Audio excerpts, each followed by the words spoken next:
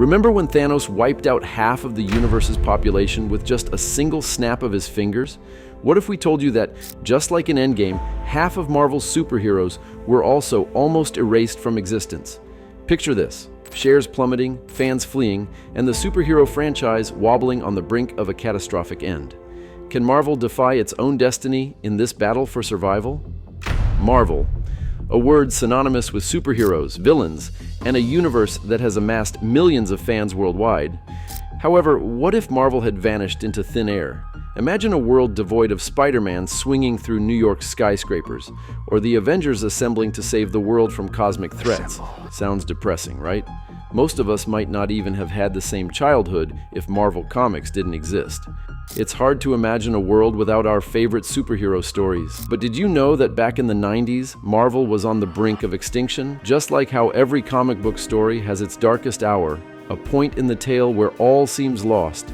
The heroes are on their knees, the city's a smoldering ruin, and the villains are closing in for the kill. Marvel also experienced its darkest hour in the winter of 1996. Marvel's financial success was at its peak in the early 90s. Its shares were worth nearly $36. It was selling countless comics a year, and people were obsessed with its superheroes. However, that success was short-lived. Fast forward to 1996, and Marvel was on the verge of bankruptcy. Marvel's shares dropped from over $35 each in 1993 to a mere $2 3 years later.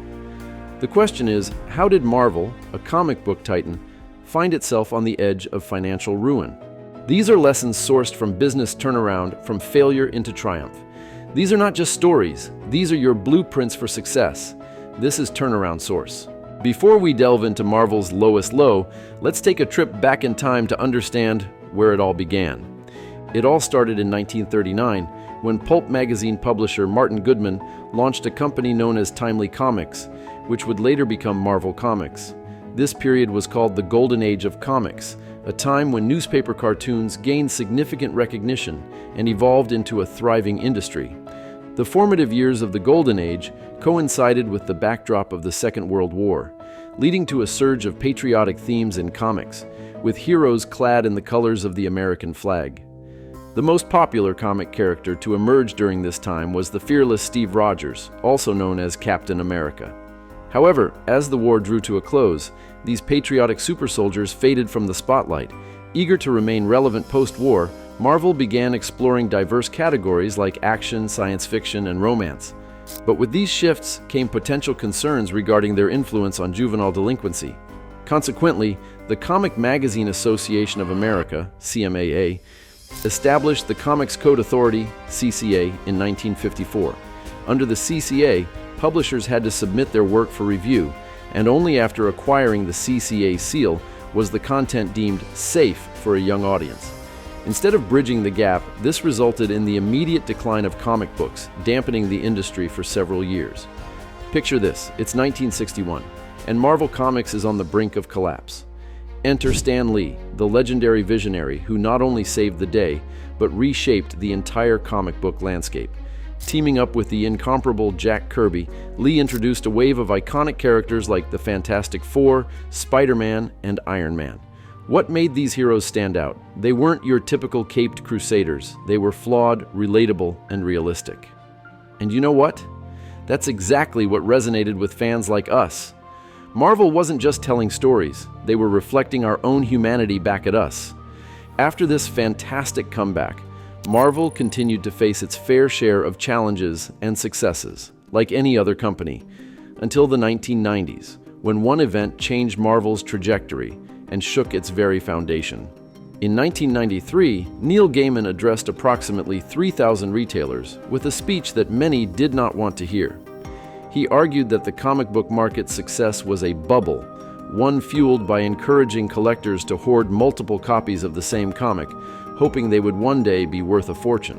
Gaiman said this was comparable to tulip mania, a bizarre phenomenon in the 17th century, where the value of tulip bulbs skyrocketed before the market ultimately collapsed. You can sell lots of comics to the same person, especially if you tell them that they are investing money for high guaranteed returns, Gaiman cautioned. But you're selling bubbles and tulips, and one day the bubble will burst and the tulips will rot in the warehouse. The bubble Gaiman described had begun to form several years earlier, and by the 1980s, comic book collecting had caught the interest of the mainstream media. Stories from the Golden Age were selling for thousands of dollars, captivating a broader audience. The major speculation bubble that led to Marvel's eventual downfall began with a single man, Ron Perlman. Often pictured with a grin on his face and a cigar in his hand, Perlman was a millionaire businessman. While Marvel's comics were flying off the shelves, they caught Perlman's interest in early 1989. He bought Marvel for $82.5 million from its then owner, New World Pictures. Within 2 years, Perlman embarked on a spending spree, acquiring shares in a company called Toy Biz. He also snapped up several trading card companies, Panini Stickers, and a distribution outfit named Heroes World, costing Marvel a reported $700 million. Because every bubble must burst, the comic book industry soon became saturated with countless variants and titles, and just as Gaiman had predicted, the bubble burst. Revenue from comic books and related merchandise began to collapse between 1993 and 1996. In a desperate attempt to counteract these challenges, Marvel started to produce more memorabilia, but the market for such merchandise was rapidly shrinking. The official crash of the comic book industry in 1993 served as a lethal blow to Marvel, with sales plummeting by 70% and leaving the company in substantial debt. Just like that, Marvel, which once seemed invincible, now appeared vulnerable. When the business turned, observed then-chairman and CEO of Marvel Scott Sassa, it was like everything that could go wrong did go wrong. Many people blamed Perlman for his tactics that endangered the entire industry.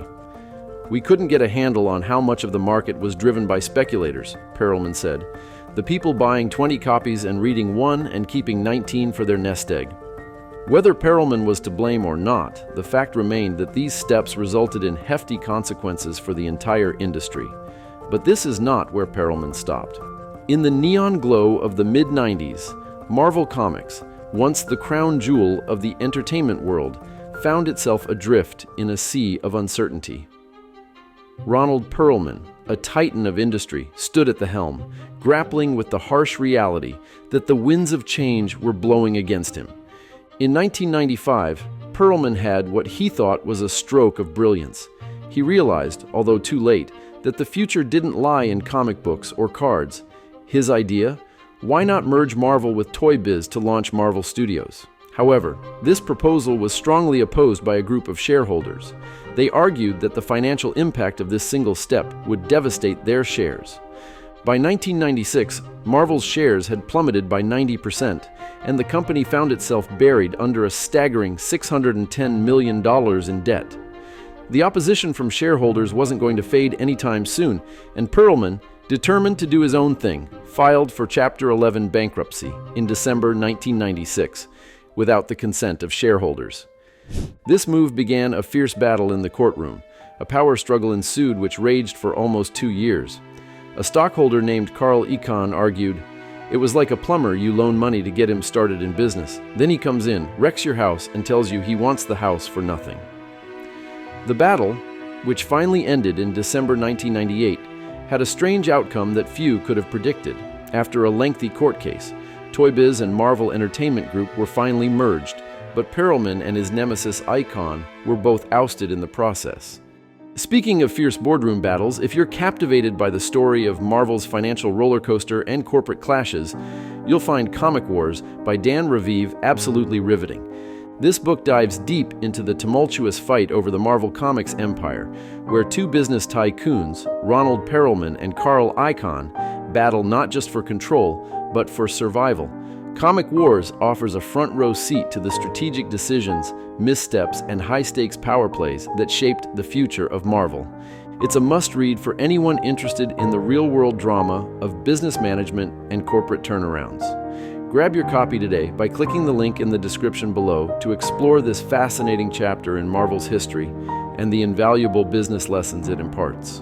In 1997, Toy Biz executives Isaac Perlmutter and Avi Arad arose as the new owners of Marvel following a 2-year court case.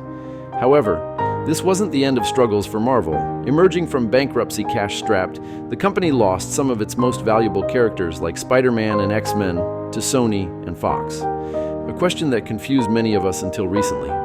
Why were Spider-Man's character rights so heavily entangled in a web of legalities? So here's what happened.